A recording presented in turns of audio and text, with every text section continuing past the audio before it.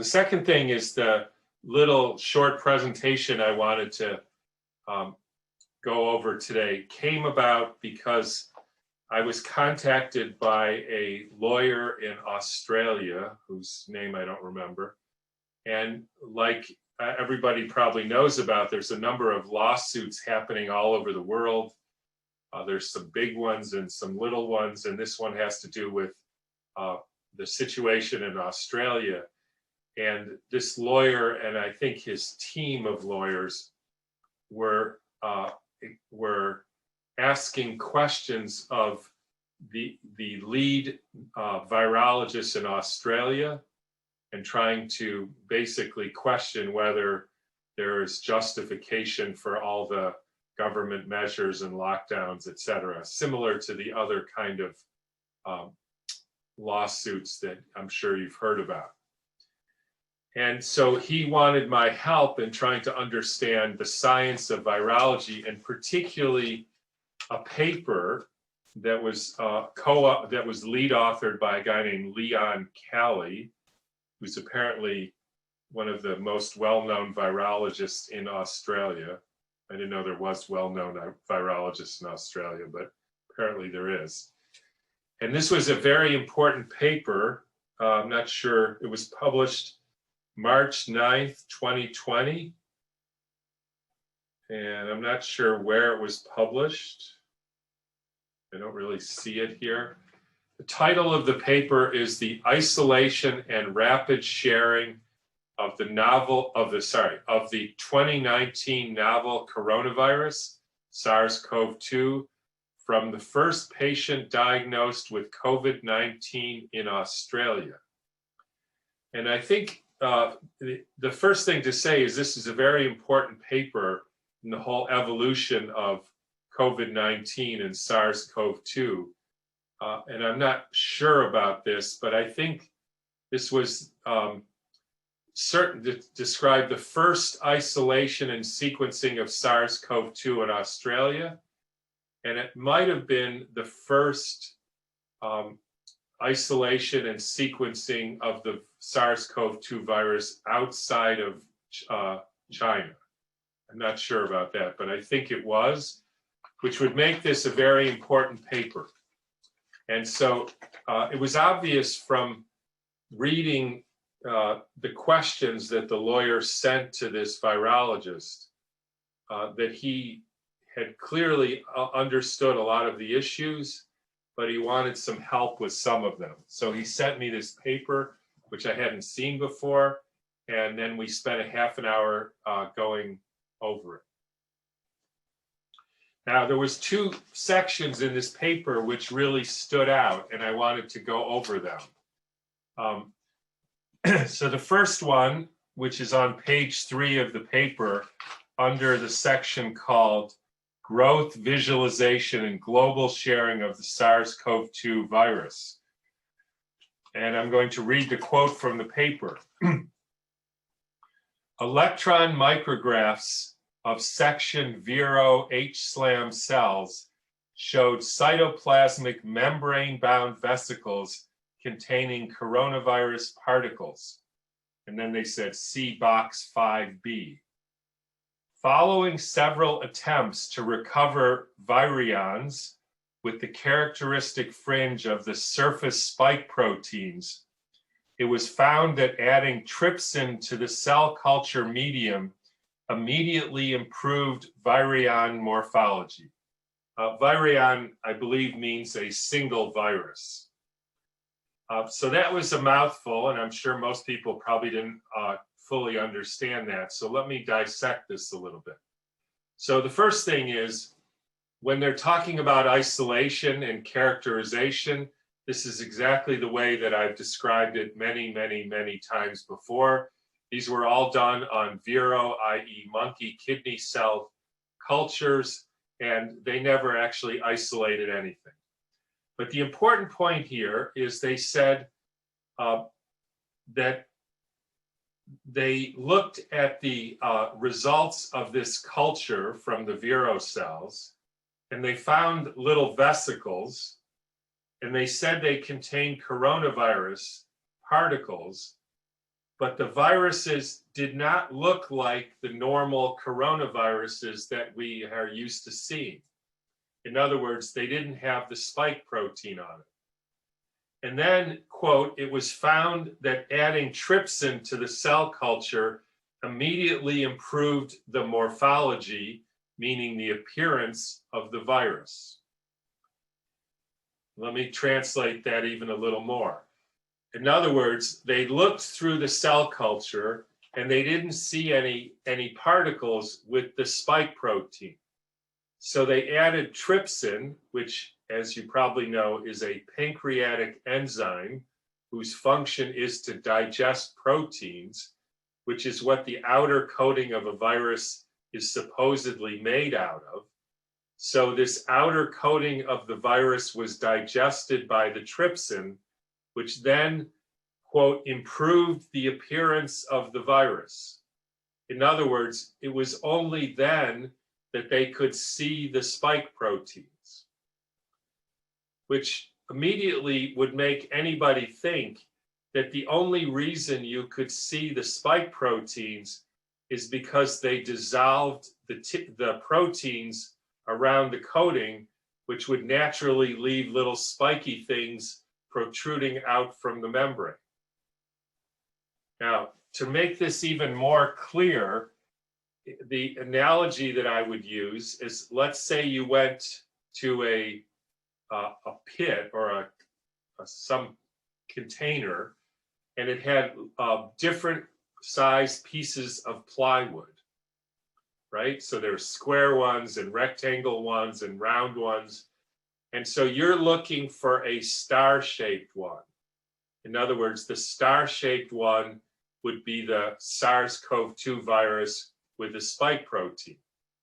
But repeatedly looking through this box of plywood, you don't find a single one that looks like a star.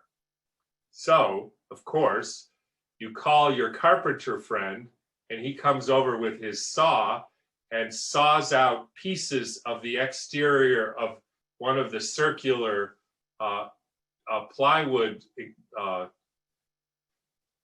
pieces, and lo and behold, it looks like a star. And there you've proven it, that the star was there all along. You just had to help it along so that you could see the proper morphology. Now, my guess is when you hear this, and I would say even me, and I don't mean sort of even me, I mean, as much as I've been through this, when you hear this, you think you can only shake your head and think, what the heck? Like, that's not how people do stuff. The fact of the matter is, there was no spike protein looking particle from the culture. Forgetting about even that the whole culture thing is a bunch of nonsense in the first place. They simply could not find a particle with spike protein.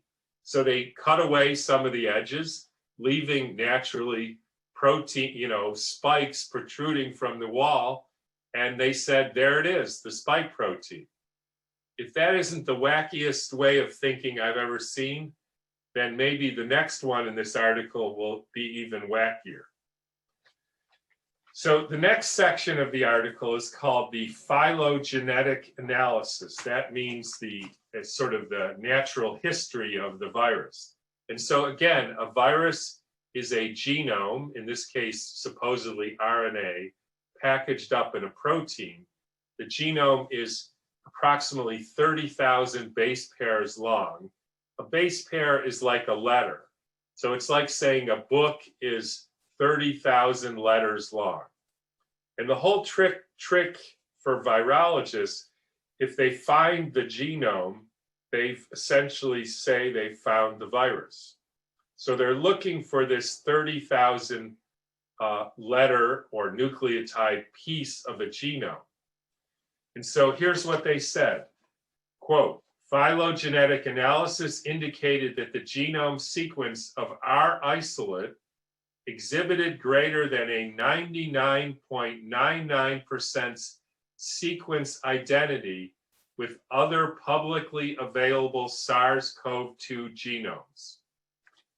Now, this is the part in particular that the Australian lawyer was confused about, because on the surface of it, one would think that there's a published 30,000 base pair genome from the SARS-CoV-2 Wuhan virus, right? So that's published. So that's like saying we know this book, this 30,000 letters with the periods and commas and spaces, we know the exact sequence, 30,000 long. And then you would think they looked through this mess of 50 million or so pieces of RNA, and lo and behold, they found a predominantly 30,000 base pair sequence in their sample, and amazingly, it had a 99.99% match to the original sequence in the Wuhan virus. Now, that would make you think, naturally, that you in fact found the same genome, therefore you found the same virus, therefore the sample of this Australian patient was the exact same SARS-CoV-2 virus as found in Wuhan, with only a 0.01% approximate variation. That is what any normal human being would think. And if that was the case, that would be a very convincing case that they in fact did find the same virus. However, on investigating what they did, here's approximately what these researchers did. So number one, before the phylogenetic analysis, they had come to the conclusion that this infection, this virus, was a SARS-CoV-2 virus. That's step one. Then they have these, 20, 30, 40, maybe 50 million pieces of RNA in essentially a brew. And then they have to align these small pieces or fit these small pieces into one 30,000 length chain. Now, obviously, you can't do that out of nowhere. So they have to put a template into the computer and essentially say, align these or arrange these series of nucleotides to match the template that we entered into the computer. And lo and behold, you find out that the template that they entered was none other than the SARS-CoV-2 Wuhan genome. So essentially what they did was tell the computer to look through this 50 million or so sequences, small sequences, these are like letters, and arrange them to make the exact sequence found in the Wuhan virus. They did. They made 0.01% mistakes, and then they said, oh my God, we found the same virus.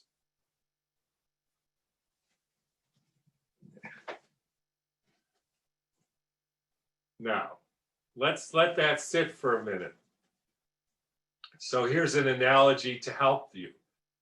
So you have 20 million letters, you put them in a box, and you say to the computer, make this into a story. And this computer says, which story? And you can't say, just make it into any story, because the computer can't do that. So you say, here's the story of Hamlet. Arrange these letters to make Hamlet. So of course the computer does, to be or not to be. And then it arranges those letters into a long string, which is the entire play of Hamlet. And along the way, it makes a 0.01% mistakes. And lo and behold, then you say, oh my God, this is the same play, the same book as Hamlet. it's amazing we found the same play in this mess. Now, obviously, if you had put Moby Dick into the template, the computer would have spat out Moby Dick. If you put Dostoevsky's Crime and Punishment, the computer would have spat out Crime and Punishment. None of them, not Hamlet, not Moby Dick, not Crime and Punishment, none of them could be found in the sample. That was a creation of the computer. I was talking to a musician friend last night and trying to explain this to him, because when you hear about it, you just can't believe that this is how they're doing, quote, science, but in fact it is. And I said, it's like somebody said to you, okay, here's a box with all the notes of the musical scale. I want you to make the state song of Alabama out of these notes. And he said, okay, what is the state song? I said, well, I'm not going to tell you. And he said, well, how am I going to make the state song if I don't know how I'm supposed to arrange the notes? I said, well, I don't know, go to Alabama and ask around and see what people think. And if you get 100 people doing that, they'll find all kind of things and they'll come up with all kind of possibilities for what the state song of Alabama is. But the bottom line is, there is no state song of Alabama. They just made that up. And that's exactly the situation here. Now, one of the things I'll point out is one of the things that we're going to try to prove with Stefan Lenka's experiments is literally doing this same experiment over again and literally telling the computer to make a measles virus genome. And it will.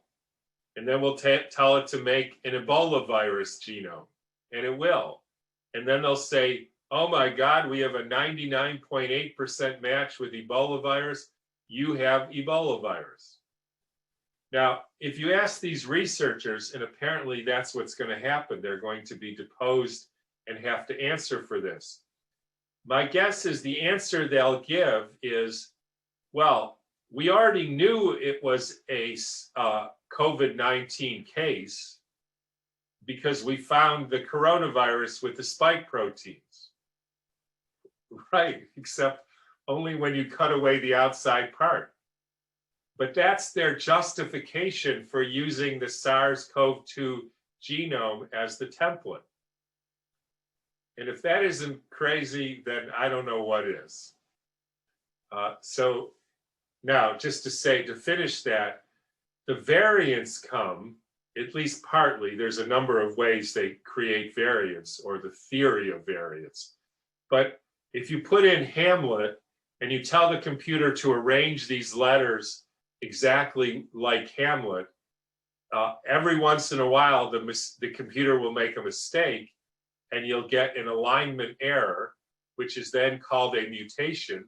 And that's why there's something like 496,000 variants, because every time you put it in the computer, you will end up with a different, slightly different genome, because the computer never seems to be able to quite get it right.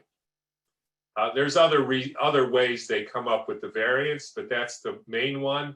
And that's why we have so many different variations of this imaginary virus, because there's been a lot of computer programs making these in silico, otherwise in the computer viruses, because they don't exist.